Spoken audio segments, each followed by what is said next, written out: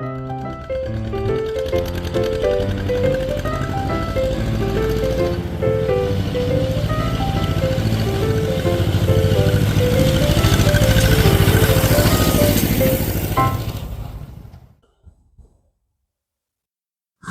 everybody, welcome back to Rusty Wrench Restorations. I'm Steve. Today I'm going to do a quick video about rust and removing rusty hardware, stuck bolts, fasteners, and whatnot from your project, whether it be a tractor or any other piece of equipment. So rust in its most basic form is iron oxide. Great, what's iron oxide? So iron oxide is basically the reaction of what happens when iron starts to deteriorate, right? So most metals have some amount of iron in them, right? Iron obviously being mostly iron. Pure iron is very rare, but metals such as steel, which is what most of this crawler is made of, has a percentage of iron in it. So in nature's constant battle between molecules and electrons and protons, the iron molecules are constantly fighting with oxygen, and oxygen's usually going to win, right? So those oxygen molecules are trying to win this battle over the iron molecules and basically take over, right? So that's what happens when things rust. You'll have flaking and chipping and peeling, and it's just the oxygen attacking the iron molecules and breaking it down to eventually nothing, right? So one of the things we do to prevent this is to paint an item, right? The paint forms a barrier between that iron and the oxygen or water, the things that will accelerate the rusting process. So if it wasn't for rust, we wouldn't have to do any of this, right? I wouldn't have to take this apart, clean everything, repaint everything, make it look nice again. But it's just Mother Nature's way of getting everything back to its natural state. So with that being said, some of the things that we can do to remove some of this hardware and fasteners that are really rusty. Everybody's, again, got their secret potions and lotions and whatnot, vinegars, electrolysis. The simplest, most easy way that I can tell you is to remove the loose material first, right? So any flakes, chips, just heavy built-on rust, just try to get rid of it. I use typically an angle grinder. I have these wire wheels, right? You can use any kind, there's all types. This one is a twisted knot type. To me, I think these just seem to work a little bit better. You'll see some that just have the crimped wire. They work okay, they have their purpose, but for me, the twisted knotted cup seems to work the best. And honestly, I use this for almost everything on here. Sometimes I'll send things to get sandblasted just to save myself some time. But anyway, get the loose stuff off. Get it down to like clean parent metal if you can. And I'll show you in a minute what I did over here to some areas. But once you get all the loose stuff off, get a good penetrating oil, right? I talked about this before. It's called Aerocroil. I love this stuff. It works wonders. You can get it online. It's not the cheapest thing, but almost any penetrating oil is going to do the same thing for you.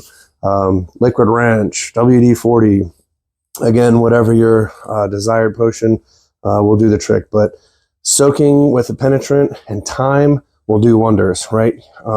Sometimes you just have to sit and wait, spray some nuts and bolts, let them sit for a day, come back, spray it daily, weekly. Try turning it. Eventually it'll come loose or it won't, right? I got a bolt head over there for the right idler that I snapped off. I had a lot of trouble with one of these bolts here, this one in particular, that keeps this undercarriage roller assembly onto the frame. There's 8 on each side, and I was able to get all of them loose except for this one. It'd given me trouble for a couple days now. So I've just been soaking it and gradually coming out, trying to turn it. And finally today I said, I'm going to get this thing out in one way or the other. What I ended up having to do was apply heat, right? So I have an oxygen acetylene tank. You can use a rosebud. I have a brazing welding tip on there right now. Really anything just to get some heat to that metal to expand it, right? So where the bolt goes into the threaded fastener, whether it's a nut or whatever, you would want to heat that outside the female threaded area. So if it was a nut, or in this case, this housing, you'd heat that to expand to hopefully remove it and break free of this bolt. During my heating process today, I actually heard, 3 distinct snaps or pops from the metals letting go of this bolt. The rust had just, creeped in all these threads, and it was terrible, but we were able to get it out. So like I said, get the loose stuff off, use a wire wheel. You can even use a little wire brush if you need to. I got this set here from, I think I got this from Northern Tool, but they're brushes that you can put on a drill. This came with like a screwdriver bit, but these are good for internal threads, right? Because even though you can take a bolt out and clean the threads on this or replace the bolt, you still have to worry about the threads that are inside and getting those cleaned out. So I usually use those type of brushes to, drill in and get the loose stuff off. And then really the best case would be to run a tap through it and make sure the threads are cleaned up and good to go. So just time's the biggest thing, right? Getting as clean as you can, getting some penetrating oil on there to soak, giving it some time, adding a little heat, right? If you need to accelerate the process a little bit. And then most of the time the stuff will come out. Bolts do break. They do snap. It's just part of the process. So get you some good drill bits and some good bolt extractors and taps and dies, and you'll be a machinist before you know it. So I'm just going to zoom in real quick. Oh, here's another thing too. An impact, electric impact. This is a Bauer one. It's from, I think, like Harbor Freight. I mean, it's just a cheap version, but it works, right? I think it's got 800 foot-pounds of torque, and it's got a rocker switch on the bottom for loosening and tightening. And that was another process that I had to use after I had heated this bolt, was even though I was trying to loosen it, sometimes it may sound counterproductive, but you'd have to go back to tighten it again.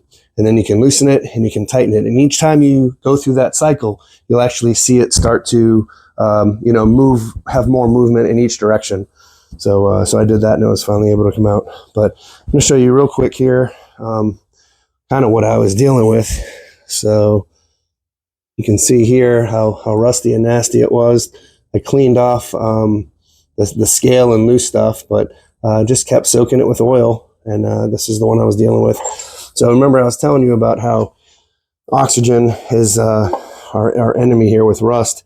Water accelerates that process as well, right? So when this bolt is in this this setting here, this area is exposed to air. Right here, you can see in this one too. When you look at this bolt, you can see this center section that's exposed to the air. The threads are just really tore up. Now this top shank and the threads at the bottom that were inside this housing, they're actually in pretty good shape because they didn't have that exposure of oxygen and then moisture as well. So, and then these here, what I was telling you about, how even though I've cleaned the loose stuff off, you can see that I'm most likely not going to be able to get that nut off of that stud. So I'm going to have to probably cut that and replace that. And again, sometimes that's just what you have to deal with. But that's it. That's the key to it. Just get it as clean as you can. Get rid of all this loose, scale. Get it to as close to bare metal as you can. Lots of penetrating oil, time, and heat. And be patient with it, and eventually you'll get it. So hopefully that'll help you out as far as getting rid of some loose. I'm sorry, yeah, I wish they were loose. Getting rid of tightened rusty bolts and nuts. All right, thanks again. Have a good one.